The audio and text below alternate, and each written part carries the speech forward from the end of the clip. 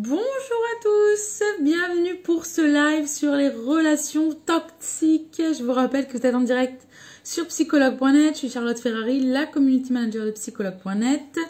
Et en cette semaine de la santé mentale, on réalise un live par jour minimum. Aujourd'hui, c'est sur les relations toxiques. C'est vous qui avez choisi ce sujet, donc j'imagine qu'il vous parle. Je vous rappelle que les lives, ils sont toujours en deux parties. On a toujours une première partie où on pose les questions aux thérapeutes qui sont en live avec nous et une seconde partie où vous pouvez poser vos questions. Pour poser vos questions, vous avez le petit widget questions qui est juste ici, donc n'hésitez pas à l'utiliser. C'est beaucoup plus simple pour moi. Ça me permet de choisir les questions et de les poser après aux psy qui sont en live avec nous. Aujourd'hui, pour parler des relations toxiques, j'espère ne pas écorcher les noms, mais de toute manière, ils vont se présenter, donc prendre le temps de dire leur nom et prénom. Donc pour ces relations toxiques, on va accueillir Julia Bouchinet, Bader Adjani et aussi Wang Son. Voilà. Alors, ces trois professionnels vont bientôt arriver en live et je vais rappeler quelques petites choses avant de commencer ce live. Bien sûr que ce live, il sera enregistré. Vous pourrez donc le revoir plus tard si vous le souhaitez ou revoir simplement quelques petits passages qui vous ont plu et que vous souhaitez mieux enregistrer. Il sera également en podcast dans plusieurs semaines. Il faut toujours être un peu patient à ce niveau-là parce qu'on a encore tous les podcasts d'avant, tous les lives d'avant à mettre aussi en podcast. Donc voilà, tant que ça se met à jour, il faut au moins, je dis bien au moins un mois. Donc voilà, il faut compter au moins 3-4 semaines avant de voir ce live en podcast. Mais on pense à vous et on mettra bien évidemment ce live en son pour les plateformes Spotify, Deezer, iTunes, enfin voilà, pour de nombreuses plateformes honnêtement. J'espère ne rien avoir oublié. Ah, et si je vous rappelle que en cette semaine, on avait proposé une initiative à nos psys du site. Beaucoup ont répondu présent. Et pour cela, vous avez le droit à une première consultation gratuite. Donc, profitez-en. Le lien, il est dans la bio et tout est expliqué si jamais vous avez des questions. Voilà, on va commencer ce live maintenant sur les relations toxiques. Alors, je vois que mon petit lien, il s'est pas épinglé, bien évidemment. Voilà, je l'épingle, c'est mieux quand même. Et on va se connecter avec nos trois professionnels. Ah, je vois déjà que vous avez pas mal de questions. Super. Donc, avec nos trois professionnels. Voilà. Bonjour Julia. Bonjour tout le monde. Bonjour Bader. Bonjour Wang. Alors, si j'ai Bonjour. mal vos prénoms, n'hésitez pas et vous me le redites de toute façon dans la petite présentation. Parce que je sais que c'est quand même mal poli. Donc, merci à tous d'être présents en cette journée donc de la santé mentale, cette semaine même, de la santé mentale et d'avoir décidé donc de parler sur les relations toxiques. Je vais vous demander avant toute chose de vous présenter et on va donner honneur aux femmes. Julia, s'il te plaît. Bonjour à tous. Donc moi c'est Julia, je suis coach thérapeute. J'accompagne surtout voilà les femmes, mais toute personne en fait qui culpabilise, notamment d'une hypersensibilité ou d'une grande sensibilité et qui a besoin voilà de se réaffirmer et de dire non et simplement voilà de se libérer sur tous les plans. D'accord, super. Merci Julia. On va continuer avec Bader ou Wang, un des deux. Moi, c'est Wangson Wufuk Wong. J'exerce en tant que psychanalyste et psychothérapeute. J'accompagne des enfants, adolescents, adultes et des couples. Voilà. Super, merci Wang. Et Bader? Alors, c'est Badr, Badr, ok. Merci Badr. une chance sur trois. Donc, je m'appelle Badr Ajani, je fais de la psychothérapie et du coaching. J'accompagne sur différentes situations, beaucoup sur la diversité, le genre, la sensibilité, l'anxiété. Donc, voilà quelques thèmes sur lesquels j'accompagne. D'accord, merci. Merci à tous les trois pour cette présentation. Donc, merci déjà donc d'avoir accepté de faire ce live sur les relations toxiques. Un grand sujet. Et il faut savoir donc c'est un sujet que ce sont nos utilisateurs qui ont décidé de ce sujet. Donc, ils sont présents. On va commencer par toi, Julia, bien évidemment. Alors, une relation toxique, c'est quoi et quels sont les signes qui doivent alerter? Hmm. Alors, je vais tenter d'être concise, mais j'ai préparé voilà, des petites choses. Donc, j'ai mes notes à côté sur les points qui me semblaient importants. Alors, relations toxiques, pour moi, quand on parle de relations toxiques, on parle de mécanismes qui sont utilisés en fait dans la relation. Et c'est sur ça que je vais appuyer aujourd'hui, peut-être pour vous permettre déjà de décrypter en fait dans les relations des choses qui peuvent vous alerter, vous alarmer. Avant toute chose, j'ai fait une petite définition avec mes mots pour voir peut-être si ça vous parle. Pour moi, une relation toxique, c'est une relation qui est enfermante, dans laquelle la liberté d'expression, elle est contrainte à un amour en fait qui est conditionné, c'est-à-dire que la relation, elle est viable sous condition, et notamment liée aux volontés d'une seule personne. Euh, Généralement, relation toxique égale quand même expression du corps, c'est-à-dire que si, je dois vous donner un exemple, si vous devez aller voir quelqu'un et que vous avez la boule au ventre régulièrement, que vous êtes angoissé, que réellement il y a des choses, il y a vraiment le corps qui indique des informations, il faut l'écouter. Donc essayez de penser déjà si dans votre vie, il y a une personne, quand vous la voyez, vous avez mal au ventre, vous êtes angoissé, ça vous met mal généralement. Ensuite, par rapport au mécanisme utilisé, la relation toxique, voilà, on peut l'expliquer sous une forme d'objectalisation, c'est-à-dire que la personne se ressent un peu être un objet en fonction des désirs de cette personne qu'elle pense être toxique, sachant qu'on peut quand même être sain avec des mécanismes toxiques, ça c'est important. Mais l'objectalisation, c'est vraiment, voilà, si je réponds aux désirs de l'autre, c'est OK. Si je ne réponds pas, je n'ai pas d'importance. Ensuite, bien sûr, il y a le mensonge, la manipulation, ce qu'on appelle l'identification projective. Ça va être quelqu'un qui projette en permanence ce qu'elle ne supporte pas chez elle sur vous, donc ce qui est très enfermant et qui est hyper handicapant. La victimisation aussi, ça peut être très présent dans des relations toxiques. Donc, ça va être quelqu'un qui va en permanence se plaindre et utiliser votre énergie sans jamais vraiment vous considérer. Bien sûr, après, on peut parler d'abus, d'attaques, de piques, tout ce qui peut être un petit peu agressif. Et les injonctions paradoxales, ça me semble être un élément très important. Ça va être une personne qui va souffler le chaud et le froid et du coup vous perdre. Donc, ça m'amène aux signes précurseurs, en tout cas les signes alarmants. Le premier qui me semble très important, c'est la peur. Il n'y a pas d'emprise sans peur. Donc, une relation toxique, souvent, est basée sur la peur. J'ai peur d'être moi-même. J'ai peur de dire les choses parce que je ne sais pas quelle va être la réaction de la personne. Et du coup, je ne sais pas si je vais pouvoir gérer cette réaction-là. Ensuite, le manque de communication fait qu'on va courir derrière cette personne-là et que ça va devenir toxique. Pour avoir des mots, pour avoir des gestes valorisants et rassurants, on va courir derrière cette personne au lieu d'être simplement soi-même. Après, on peut parler de la dépendance à l'autre, c'est-à-dire je suis dépendant de l'autre pour avoir un pouvoir d'action, de décision, de prise de décision. Un état dépressif, donc si on commence vraiment à se sentir mal au contact de quelqu'un, d'une relation, qu'on a envie de se replier, que notre estime de nous-mêmes elle est affectée, qu'on n'a plus d'appétit, qu'on se dévalorise, ça c'est des signes très importants. Et puis voilà, aussi une baisse de confiance en vous, c'est-à-dire une difficulté à aller vers les autres, à entreprendre, à être actif dans votre vie. Voilà, je tiens juste à rappeler que les amis, la famille, les relations au quotidien, c'est vraiment fait pour qu'on se sente chez soi, pour qu'on se sente détendu, qu'on se sente bien.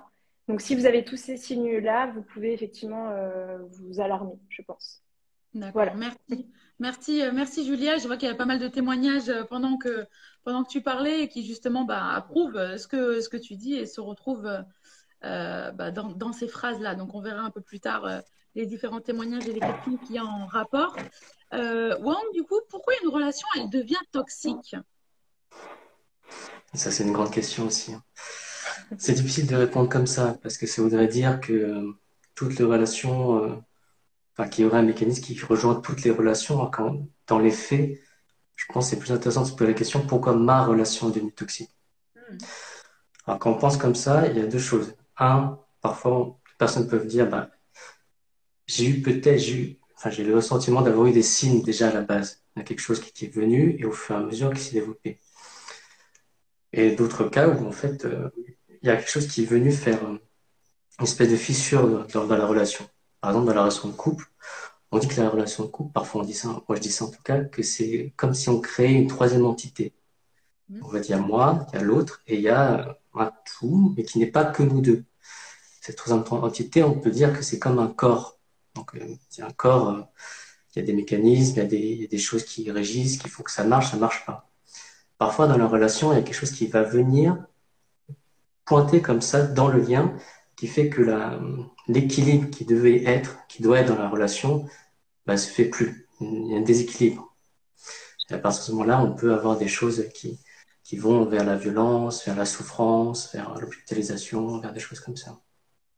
Donc voilà, pour répondre vraiment à la question, c'est plus pourquoi ma relation devenue toxique. Qu'est-ce qui se passe pour moi? Plus dans ce D'accord. sens-là. Et où se joue finalement le dysfonctionnement alors? Oui, bah après oui, ça dépend. Ça peut être une chose, ça peut être plusieurs éléments qui vont venir. En fait, la relation de couple, si vous voulez, il y a toujours des sous-bassements, il y a des choses qui font que le couple euh, fonctionne, qui a pu démarrer, la relation a pu démarrer, puis continuer. Donc, ces choses sous-jacentes, parfois, ben, moi je les appelle des pactes.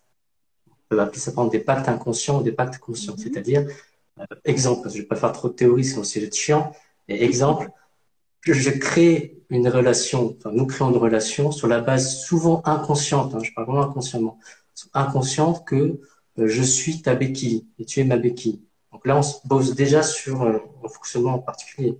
C'est pas mauvais, c'est pas bien, c'est juste que c'est ce qui se passe. Mm. Ça arrive parfois qu'il y a un moment où une des deux personnes va évoluer d'une telle manière, et c'est normal, tout le monde évolue, la relation de couple évolue, mais elle va évoluer d'une telle manière qu'il n'y a plus ce besoin. Je n'ai plus besoin, n'ai plus envie que tu sois ma béquille, que je sois la tienne. Et là, justement, ça peut être très délicat, parce que pour la personne, je veux plus que ce soit comme ça, je veux que ce soit différemment, mais pour l'autre, qu'est-ce qui se passe? Si j'ai accepté d'être ta béquille, c'est qu'en un sens, ça me fait du bien, il y a quelque chose qui me fait écho. Mais si je peux plus faire ça, ben là, il y a pu y avoir des déséquilibres et ça peut aller très très loin. Ça peut aller en escalade, quoi. Du coup, D'accord. la relation a toujours besoin de réajustement. S'il y a pas ça, c'est délicat. Voilà. D'accord. Merci, merci Wang pour cette explication. Badr, justement, quelles sont les différences entre une relation de couple saine, qui nous fait donc grandir, et une relation malsaine? C'est une question qui a été très posée, celle-là. Hmm. Alors, avant de répondre directement à la question, juste, j'ai envie d'introduire aussi une petite chose, c'est que dans toute relation, qu'elle soit saine ou malsaine, il y a toujours des situations saines et des situations malsaines. Mm. Ça, c'est la première chose. La deuxième chose, c'est que toute relation, pour qu'elle commence, en tout cas, il y a quelque chose de sain. C'est-à-dire que ça vient répondre, comme le disait Wang, à quelque chose en conscience et il y a quelque chose qui tend vers la relation. Ensuite, il y a des indicateurs qui peuvent nous faire dire qu'une relation a une tendance malsaine ou saine. C'est, comme l'a dit Julia, la sécurité. Est-ce qu'on se sent une relation saine? Il y a assez de sécurité. Ça ne veut pas dire qu'on n'a jamais peur, mais il y a assez de sécurité pour que certaines choses qui peuvent être difficiles puissent être exprimées et accueillies. C'est-à-dire que si je dis à quelqu'un, je lui exprime quelque chose, que la personne est sur la défensive, ça peut être exprimé, non accueilli. Donc il y a cette notion de sécurité et d'insécurité. Dans la relation malsaine, ce que je peux observer, ou à tendance ou malsaine, ce que je peux observer, c'est aussi quelque chose de l'ordre du clivage. Je suis bon, l'autre est mauvais, ou je suis mauvais, l'autre est bon. Donc il y a vraiment quelque chose de l'ordre du clivage qui se fait. Dans une relation saine, il y a quelque chose plutôt de l'ordre de la transformation. Donc, il y a des parties en moi qui ne conviennent pas à l'autre, il y a des parties en l'autre qui qui ne me conviennent pas. Comment on va faire ensemble pour les transformer en quelque chose qui nous convienne à tous les deux? Et des fois, ça peut être une séparation aussi. Pas tout le temps, mais ça peut passer par là. Ensuite, il y a aussi quelque chose que j'ai pu observer, et je crois que Ang l'a cité, c'est le côté, dans une relation malsaine, c'est que j'attends que l'autre me guérisse, ou que ce soit de manière consciente ou non consciente. Dans la relation saine, c'est j'expérimente déjà le fait d'aller bien ou d'aller mieux.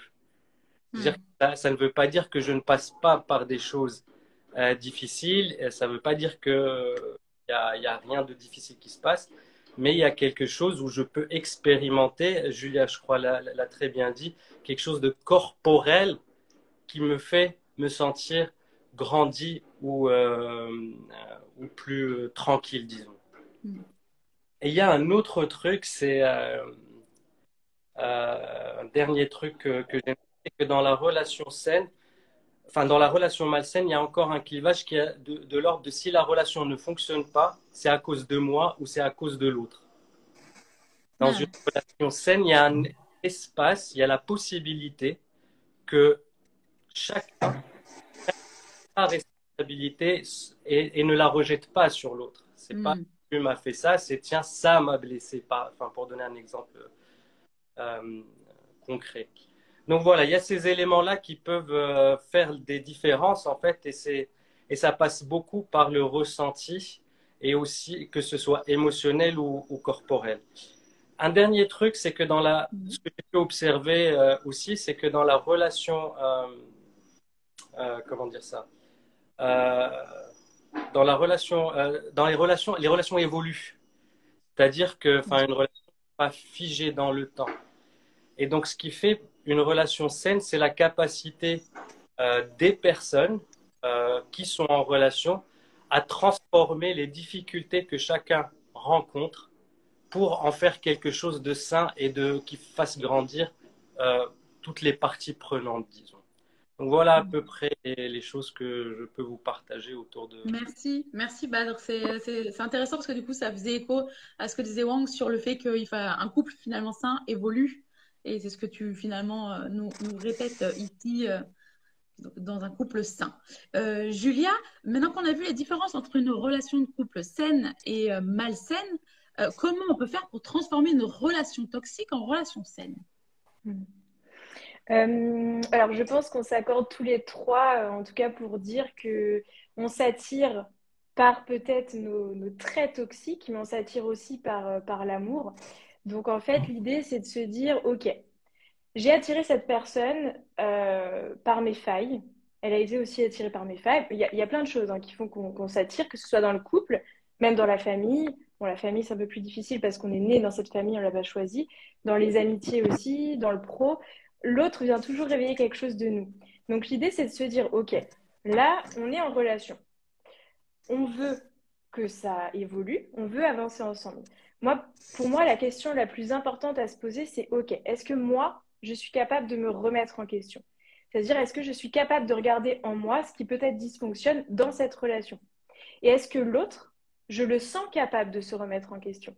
Parce que s'il n'y en a qu'un des deux qui se remet en question et qui veut vraiment faire avancer la relation, au bout d'un moment, il s'épuisera. Parce que, effectivement, dans une relation, dans n'importe quel domaine de vie, on est deux. Donc, s'il y en a un qui est persuadé que c'est le problème vient de l'autre, on est bloqué, on ne peut rien faire. Donc, pour moi, vraiment, pour transformer déjà une relation voilà, à très toxique, comme disait Badr, en une relation qui peut être saine, c'est déjà de se poser cette question. Si la réponse est oui, si moi j'ai envie de me remettre en question, si je pense que l'autre en est capable, si l'autre me dit qu'il en est capable et qu'il en a envie, là on peut faire quelque chose. Si c'est moi qui lutte pour sauver mon mari, pour sauver ma meilleure amie, pour sauver ma sœur ou peu importe, on va rester enfermé parce qu'à un moment donné, la question va se reposer. Sachant qu'on peut très bien être quelqu'un de sain d'esprit, de sain émotionnellement, etc., mais avoir des traits toxiques. Parce que ça vient aussi de l'enfance, dans l'environnement dans lequel on a baigné. Donc, il y a ce côté-là aussi. Mais sans communication, sans écoute, on reste dans quelque chose de l'ordre de l'ego. C'est non, c'est de ta faute. Et il n'y a aucune relation durable qui peut se baser sur l'ego. Parce que l'ego, à un moment donné, il se retourne contre nous. Donc, voilà, moi, les éléments que je peux apporter. Les champs sont ouverts à partir du moment où on est capable de considérer l'avis de l'autre et de mettre de côté notre propre vérité. C'est d'ailleurs ce qu'on fait en thérapie, c'est que on offre un espace pour que l'autre puisse parler de sa vérité. Ben, c'est un peu pareil dans les couples, dans les amitiés, dans la famille. Il y a des personnes toute leur vie qui en voudront à leur mère, leur père, etc., et qui ne pourront pas passer au travers de ça. Et nous, quand on veut construire quelque chose de durable, on a besoin d'élaborer, donc d'aller un peu plus loin, d'aller chercher derrière les défenses. Voilà ma réponse. Merci Julia pour cette réponse. Donc, on vient de voir ici finalement comment transformer une relation toxique, mais c'est pas toujours possible. Donc, comment on peut sortir de l'emprise d'une relation abusive parce qu'il faut pas la minimiser quand même et ne plus se sentir coupable. Ah, quand même, là aussi, c'est une grosse question. Trois gros mots hein, dans la question, merci. Ah, c'est sympa.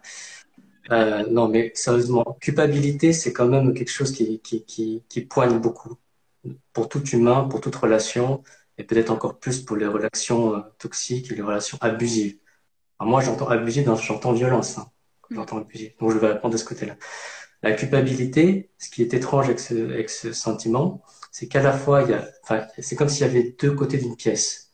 L'un côté où, bah, si je me fais violenter, psychologiquement ou physiquement, vu de l'extérieur, les gens me diront, mais écoute, tu es une victime, et l'autre, voilà, je vais pas utiliser des gros mots, mais c'est... donc, techniquement, c'est lui qui devrait se sentir coupable, c'est pas moi. D'accord.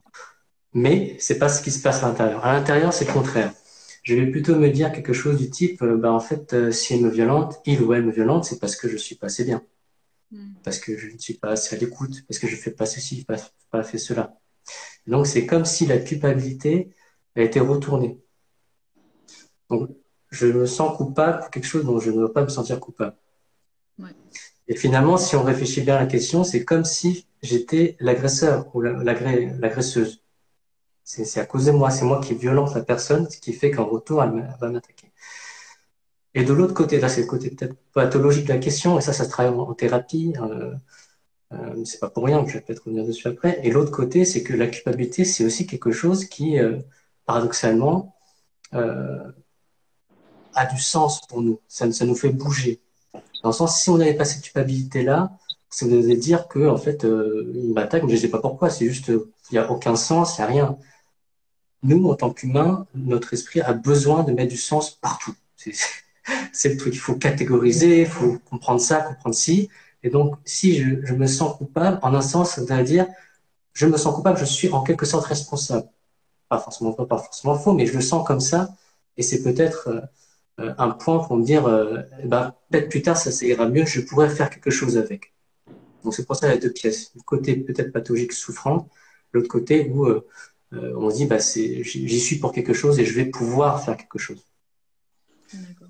Voilà, de côté. Parce que moi, il y a un témoignage qui tombe en même temps et la personne me dit, Sophie, je suis en colère, moi, de l'avoir laissé faire. Ah oui. Ah oui. C'est pas évident, hein. C'est sûr.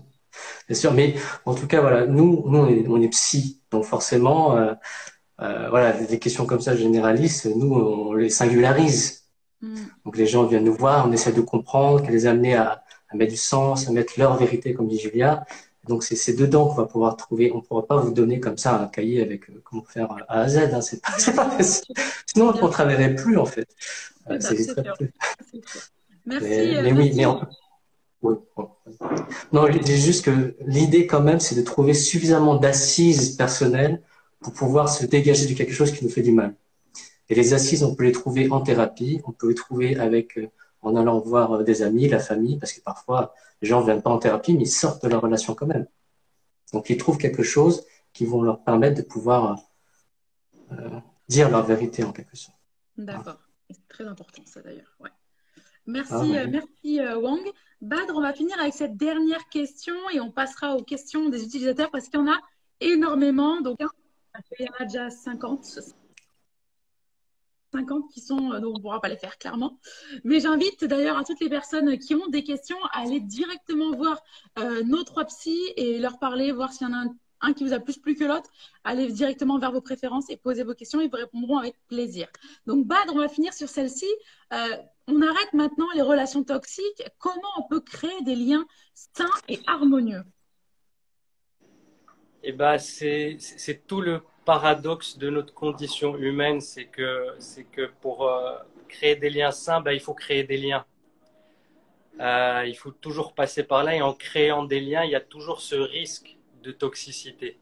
Donc, un endroit où j'ai envie de dire qu'il y a du courage déjà à aller essayer, à continuer, à aller essayer d'être en lien, malgré le fait qu'on soit passé par une relation toxique. Comment créer des liens plus sains? En fait, c'est un réapprentissage. C'est-à-dire que notre condition humaine fait qu'on est des êtres sociaux, qu'on a tendance à aller vers du lien. Et qu'on se retrouve dans des relations toxiques, ça veut dire qu'on va vers des choses qui nous sont connues, qui sont typiquement des gens qui disent bah, les personnes qui sont différentes de moi n'arrivent pas à m'attirer ou je ne suis attiré que par le même type de personne et c'est quelque chose de l'ordre du viscéral, c'est-à-dire que la personne ne se dit pas tiens je veux être attiré par ça. Donc il y a vraiment un réapprentissage à faire et ce réapprentissage il se fait beaucoup dans la relation. Et c'est qu'il y a aussi, ce métier existe de la psychothérapie, c'est que c'est un espace où nous pouvons être en relation et réapprendre à être en relation de manière saine, c'est-à-dire de manière sécure, de manière qui nous permette d'appréhender notre part d'ombre, notre part de lumière aussi, de sortir de ce clivage l'un contre l'autre et du faire du ensemble, d'aller vers des endroits où on prend la responsabilité, pas toute, le témoignage de la personne qui dit qu'elle est en colère parce qu'elle s'est laissée faire, il y a quelque chose où elle prend toute la responsabilité, elle s'est laissée faire. Or, il n'y a pas que ça. Il y a des choses peut-être qu'elle a acceptées, mais d'autres choses que on lui a faites. Donc, c'est vraiment aller dans la finesse de chaque situation et regarder dans chaque situation quelle est ma part de responsabilité et comment je peux la modifier. J'insiste beaucoup sur ce point de la relation parce que ce soit l'estime de soi, la conscience d'être soi, tout ça se construit avec l'autre. C'est-à-dire que c'est pas possible d'être tout seul et de se remettre de l'estime ou de la confiance ou de la sécurité. C'est vraiment, bah, c'est comme l'enfant en fait. Il va prendre des risques, ça va faire mal à un moment. Et puis à un moment, bah, il sait que quand il peut pousser sur le sol ou quand il peut tenir la main de sa mère ou de son père ou des deux, bah, il y a quelque chose qui tient. Il faut vraiment juste expérimenter déjà ce que ça fait d'être dans un lien sain. Et après, ça peut sécuriser. Rien que ça fait de la sécurité. Donc, comme le disait Wang, c'est avec des amis, avec de l'entourage, en sachant que en général, l'entourage répond aussi à ce qui se passe déjà en fait dans les... Vraiment le sens aussi de la psychothérapie, c'est ces premiers pas, ce réapprentissage de la sécurité, de juste se sentir bien, se sentir autorisé, de prendre le temps. Et c'est pas si facile que ça, parce qu'on peut le constater tous en tant que praticien, c'est que voilà, les personnes mettent du temps à nous dire des choses qui nous confrontent, qui nous... C'est pas si évident que ça. Donc c'est vraiment... Et ça prend du temps. Ça prend vraiment du temps. Et c'est une démarche pour moi qui... Enfin, c'est important pour moi de le redire, mais qui dénote d'un courage mais incroyable. Ce moment-là de se dire, bon, comment je peux faire, c'est du courage, il faut du courage et bon courage. Merci. On va regarder maintenant les questions qui ont été posées. Je vous le rappelle, si jamais vous ne savez pas répondre à une question, il ne faut pas hésiter. Si jamais il n'y a pas assez d'informations, ce n'est pas un souci. On reprendra une autre question. On va commencer par toi, Julia, du coup.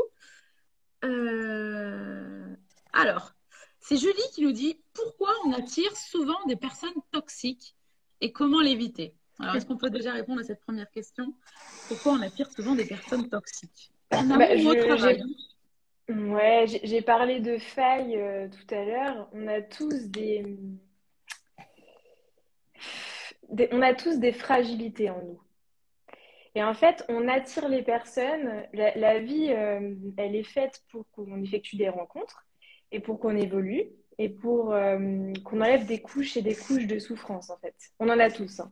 Moi, je crois personne quand on me dit j'ai eu une vie idéale, rien ne s'est passé, c'était parfait. Je n'y crois mais absolument pas. Parce que tout simplement, on a tous des fragilités. Tous, autant qu'on est. Et c'est pour ça d'ailleurs qu'on est tous égaux. Hein, parce que, voilà. Je tiens à le rappeler parce que les personnes qui peuvent avoir des comportements toxiques ou qui peuvent être voilà, humiliants, rabaissants, etc., c'est toujours pour camoufler autre chose.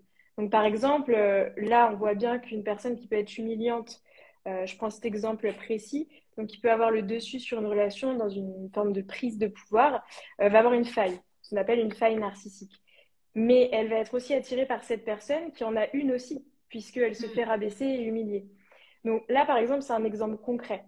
La question, c'était pourquoi on attire toujours? Bah, on attire jusqu'à temps qu'on prenne conscience. C'est un peu comme la colère. Cette personne qui parlait de colère, la colère, pour moi, elle est saine dans ce cas-là, puisqu'en fait, derrière la colère, il y a de la tristesse.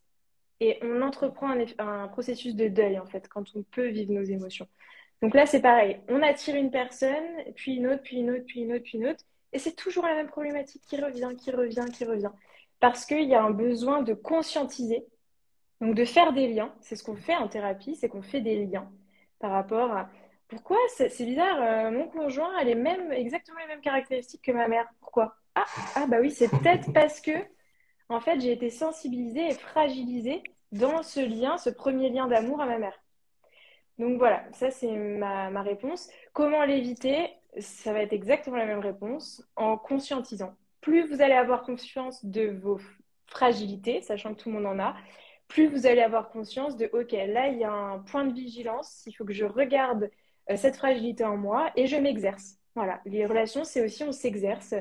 OK, avec cette personne, est-ce que j'ai rejoué ça? Est-ce que j'ai ressenti cette fragilité? Est-ce qu'au contraire, ça s'est réparé?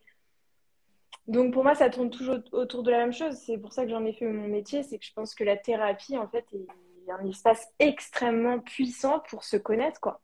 Et à Ouais. partir du moment où vous vous connaissez, je vous assure que plus personne pourra venir vous humilier, vous rabaisser. Enfin, ils peuvent tenter, en fait, mais quand vous savez qui vous êtes, vous allez rire de vos fragilités, puisqu'on en a tous. Donc Ouais, personne ne ouais. peut venir vous humilier. D'accord, Voilà, donc super. moi je dirais que c'est toutes les thérapies, même alternatives, hein, si c'est pas une thérapie de parole, ça peut être une thérapie qui passe par le corps. Enfin, faites ce qui vous appelle, mais essayez de vous connaître, quoi. C'est le plus important. D'accord. Merci, merci Julia. Alors, on va regarder une question maintenant pour Wang. Euh,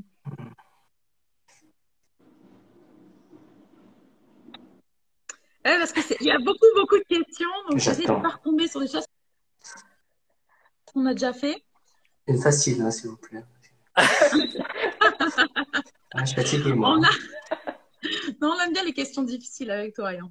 Alors, Sandra qui nous dit, est-ce que faire un compromis pour faire plaisir à l'autre sans que cela nous fasse plaisir, est-ce qu'on peut appeler ça quelque chose de toxique?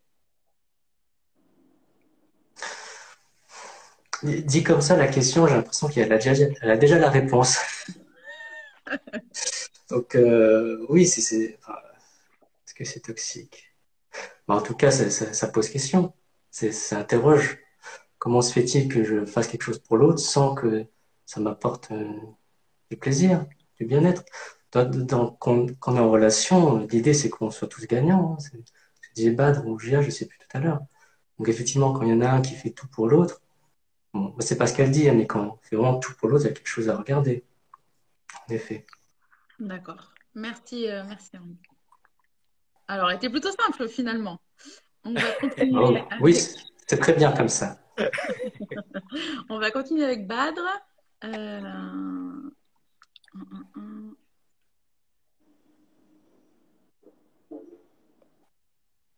Alors, si c'est avec ma mère, la relation que ma relation pour me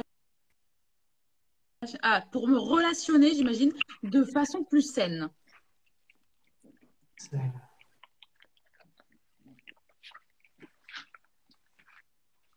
Bah, c'est très difficile. C'est des relations où il y a beaucoup de loyauté. Et il n'y a pas de réponse simple à cette question. Euh, la question, enfin, je reposerai presque une autre question. C'est jusqu'où vous êtes prête à aller pour rester en relation avec. C'est presque à cet endroit que ça peut se reformuler. Il n'y a pas de réponse à cette question. Ça dépend du moment de vie, ça dépend de pas mal de paramètres. Mais la question, c'est jusqu'où on peut aller dans accepter des choses, poser des limites pour rester en relation avec la mère ou pas. D'accord. Merci, merci Badr. Je l'ai dit, hein, des fois, les questions ne sont pas évidentes. Hein. Ah, Mais elles sont Ah, fines en plus, hein, les questions. Elles sont Mm. ouais. détaillées. Alors, on a Sydney qui nous dit, comment savoir, donc c'est pour toi Julia, comment savoir si nous sommes nous-mêmes une personne toxique pour nous, nos enfants, nos amis? Eh bien, je vous ai parlé des mécanismes au début. J'en ai oublié un, je pense, c'est la culpabilisation. Essayez de voir si déjà vous avez l'impression d'objectaliser quelqu'un. Par exemple, voilà, vous proposez, je sais pas moi, est-ce que tu es dispo pour un ciné? La personne peut pas. Oh bah c'est bon, je lui fais la gueule pendant 3 semaines, elle est pas dispo quand moi je veux. Est-ce que vous avez tendance à mettre la relation de côté quand vous n'avez pas ce que vous voulez? Est-ce que vous avez tendance à mentir? Est-ce que vous avez tendance à manipuler? Est-ce que vous avez tendance à vous victimiser pour attirer l'attention sans jamais ne rien donner? Euh, c'est une relation qui est saine et est à l'écoute des deux. Et effectivement, on doit quand même y trouver euh, oui, un plaisir, on doit y trouver une satisfaction. Voilà. Donc, première chose, c'est essayer de voir les mécanismes très objectivement. Voilà. Et si vraiment ça vous pose question, bah, vous allez voir un praticien, vous lui dites, voilà, moi je suis comme ça que telle personne, est-ce que c'est toxique? Comme je vous le disais, vraiment, c'est important de se dire qu'on peut tous être toxiques déjà en défense. Si on a quelqu'un qui, par exemple, utilise ces mécanismes-là répétés, mensonge, manipulation, victimisation, culpabilisation, au bout d'un moment, pour se défendre, on n'a plus aucune autre marge de manœuvre que d'utiliser certains des mécanismes pour se défendre en miroir, parce qu'on on peut plus rien faire, en fait. C'est une question de survie psychique à un moment donné. Donc voilà, on peut tous avoir des traits toxiques. Hmm, Euh, donc regardez ça et voyez si objectivement vous trouvez des réponses. Mais je d'accord, pense que vous pouvez les avoir franchement, avec toutes les informations qu'on a données, vous pouvez vous-même savoir ça. d'accord. Merci, merci beaucoup, Julia. Alors, on va passer à Wang. Hum. Ah, Morda qui nous dit, ma sœur me fait culpabiliser de vivre ma vie. Comment poser des limites, il me semble. Je vais finir la question. Oui, comment poser des limites? Bah, comme ma sœur me fait culpabiliser de vivre ma vie. Comment elle fait ça, votre sœur?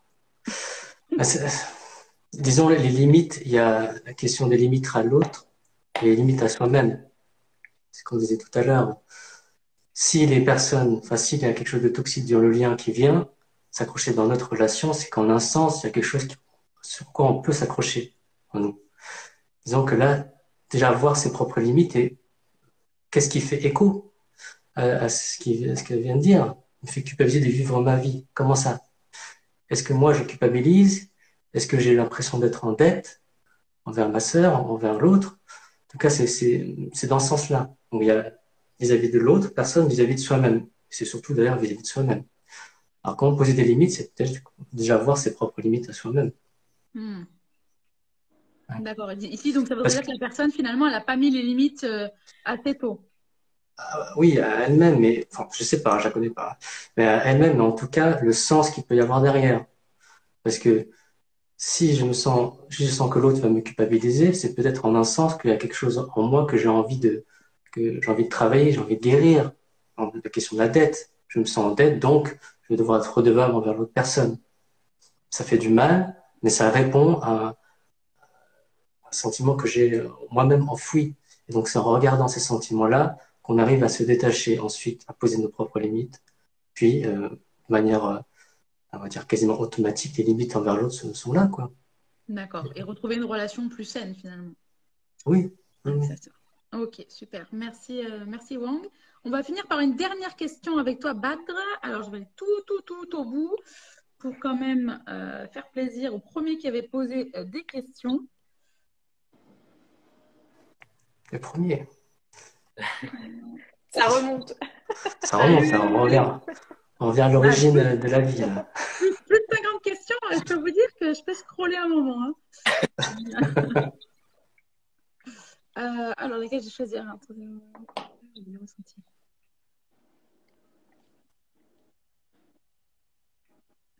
Alors, intéressant, on ne l'a pas vu de ce côté-là encore. Émilie qui nous dit comment aider une personne qui est dans une relation toxique, perverse, narcissique. Alors, c'est vrai qu'on a abordé pas mal de côtés de la relation toxique, mais ici, comment on peut venir en aide à une personne, en tout cas, dans laquelle on pense qu'elle est dans une relation toxique?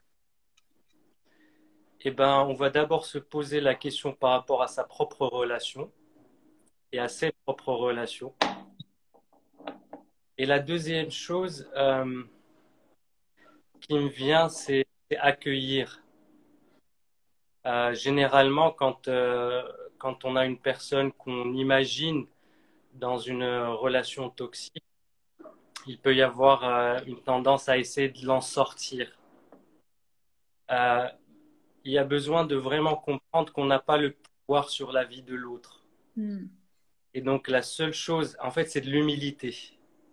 C'est de se dire, je ne peux rien, je peux que partager ce qui me fait me dire finalement que je pense qu'elle est dans une relation toxique et être présent et accueillir ce qu'il y a. Parce que la plupart du temps, quand on essaye de forcer, on se remet dans quelque chose de toxique parce qu'on n'accueille pas, la personne va se dire, oh là là, je ne vais pas lui reparler de ça.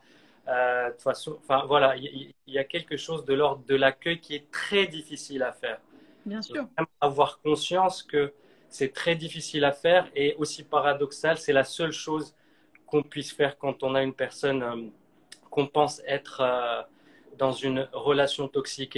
Et s'il y a cette tendance à vouloir l'en sortir très vite ou très fort, se poser la question aussi par rapport à son propre mode relationnel. C'est-à-dire que si on est activé parce qu'une personne de notre entourage vit quelque chose qu'on pense toxique, ça peut, c'est pas systématique, mais il y a aussi à ce qu'on regarde nous-mêmes s'il n'y a pas quelque chose de toxique qui se passe pour nous. Et le dernier point, c'est je l'ai plus. Alors finalement, ici, Émilie, elle nous dit, elle parle en commentaire, elle nous dit c'est très dur de ne pouvoir rien faire. Il y a finalement ce sentiment d'impuissance ici quand même. C'est dur de rester avec ce sentiment. Et ben c'est ça l'humilité. C'est oui, il y a un sentiment d'impuissance et juste justement en voulant faire quelque chose, on fait face à l'impuissance. Mais on sous-estime très souvent juste le fait d'être présent pour quelqu'un, sans rien faire, sans essayer de le. C'est le plus beau cadeau. C'est de gérer cette impuissance que peut ressentir Émilie juste pour être là avec cette personne. Parce que c'est plus facile d'essayer de changer l'autre, de se dire non mais sors de là, alors que rester dans cette sensation d'impuissance et être présent et avec la personne, c'est le plus beau des cadeaux et c'est le plus difficile des cadeaux. Ouais. Donc oui. Et en même temps, ça nous renvoie à notre humilité et à notre condition d'être humain. Enfin, si on pouvait tous, on ferait tous un monde qui est merveilleux, génial. Mais là, c'est vraiment, je le redis, je le répète, il y a besoin d'humilité et de traverser cette impuissance, parce que la plus belle chose qu'on puisse offrir, c'est juste être présent et accueillir ce qui est en train de se passer. Et de soutien si l'autre demande. Tiens, est-ce que tu connais quelqu'un que je peux aller voir? Ou est-ce que, enfin, il est le temps de passer à l'action.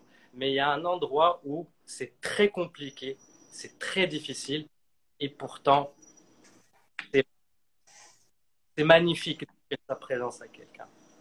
D'accord. Merci, merci Badr.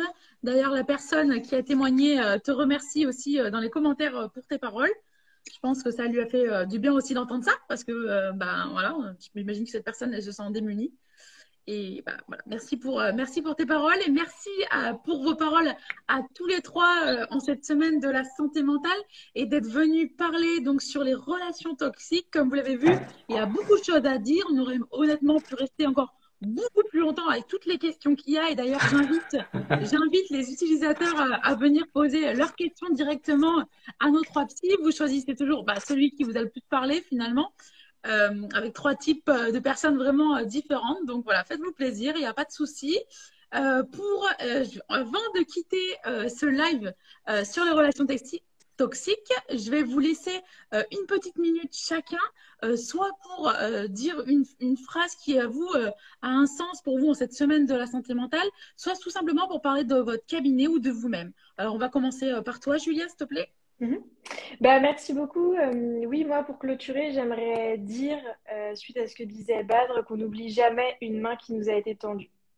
Quand on est au fond du seau et qu'il y a quelqu'un qui nous écoute, réellement, on ne l'oublie jamais. Voilà, ça c'est la première chose. Et ensuite, bah alors moi, vous pouvez me contacter, je suis très active sur Instagram. Et aussi, pour les personnes qui seraient intéressées, je donne une conférence en mars. Alors la date n'est pas encore calée, mais sur le mois de mars, un samedi à Bordeaux. Donc vous pouvez vous préinscrire dans mon lien en bio sur Instagram, si, voilà, si ça vous a parlé. C'est vous qui choisirez le thème. Voilà. Donc je vous souhaite une très bonne journée à tous. Merci, merci Julia. Wang? Hum, Bah déjà, merci pour la proposition. C'était Avec cool, grand plaisir. c'était vraiment enrichissant de vous avoir rencontré aussi, vous deux, enfin vous trois du coup, puis les autres. Non, c'était vraiment bien. Après, quelque chose pour les personnes, bon, moi j'aurais envie de dire que parfois on peut s'autoriser à demander de l'aide. C'est vrai. C'est dur, mais on peut s'autoriser. Là, je conseille qu'on puisse s'autoriser.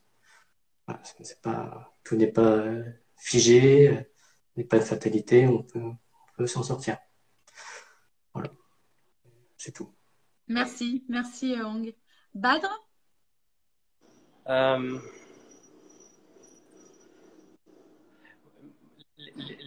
moi, j'aimerais réinsister encore sur le courage et l'humilité. Que ce sujet des relations toxiques est un sujet abyssal et vertigineux. Et, et j'imagine que les personnes qui nous regardent sont impactées par ce sujet de près ou de loin. Ouais. Et, et pour rien que oser aller regarder ça et regarder ce live, pour moi, il y a du courage à avoir.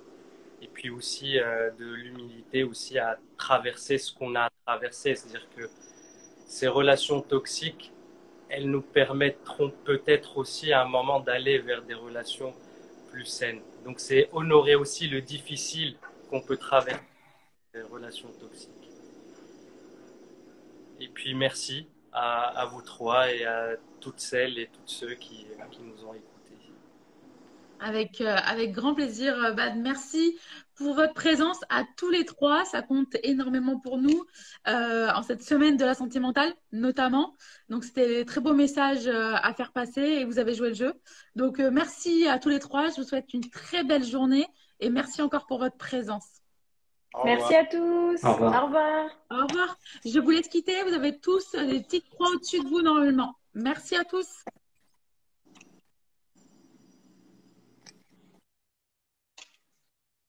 Merci à tous pour votre présence, pour vos commentaires, vos témoignages, vos questions. Il y avait plus de 50 questions, honnêtement. Largement même plus. Ça faisait beaucoup de questions. Comme vous l'avez compris, la partie question, c'est aussi pas la plus simple pour eux, puisque ça reste, c'est une question posée à la va-vite où on n'a pas les tenants et les aboutissants d'une personne, donc c'est très difficile. Donc voilà, merci à eux d'avoir essayé et d'être allés au plus juste. Merci. Je vous rappelle donc que le live, il a été enregistré, vous pourrez le revoir. Il sera également en podcast dans quelques semaines. Et je crois que c'est à peu près tout de ce que j'ai à vous dire. On se retrouve demain pour le dernier live de la semaine. Donc j'espère que vous serez nombreux. C'est sur la somatisation. Donc voilà, ne le ratez pas. Au revoir à tous et je vois les jolis petits pouces qui sont levés. Donc voilà, prenez soin de vous, c'est très important. Et si jamais ça ne va pas, n'hésitez pas, profitez-en. En cette semaine de la santé mentale, je vous rappelle qu'on a une première consultation qui est gratuite auprès de nos psys. Le lien, il est dans la bio, donc n'hésitez pas. Si vous en avez besoin, profitez-en, c'est vraiment inédit. Merci à tous. Demain, c'est à 1 heure le live. C'est toute la semaine, on a fait à 1 heure les lives tous les jours. Voilà. Merci à tous. À très vite. Belle journée.